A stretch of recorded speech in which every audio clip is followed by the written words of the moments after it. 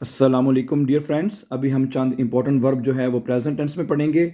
और आज का लेसन शुरू करने से पहले अगर आप हमारे साथ ऑनलाइन जर्मन सीखना चाहते हैं घर बैठे आइंस बिस बे आइंस, सो आपको हमारा व्हाट्सएप का नंबर हमारे यूट्यूब के चैनल से मिलेगा जिसके ऊपर भी हम जर्मन लैंग्वेज सिखा रहे हैं। और हमारे यूट्यूब चैनल का नाम है न्यू एंट्री YT 2022, वो आपको नीचे लिखा हुआ नज़र आ रहा है। So you can call us for further information and join our online classes. ठीक है। और आज का लेसन शुरू करते हैं।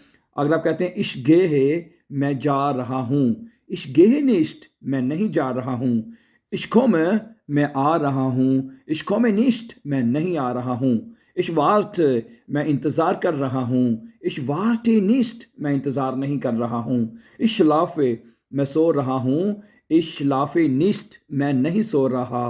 ठीक है। इश माखे मैं कर रहा हूँ, इश माखे निश्ट मैं नहीं कर रहा।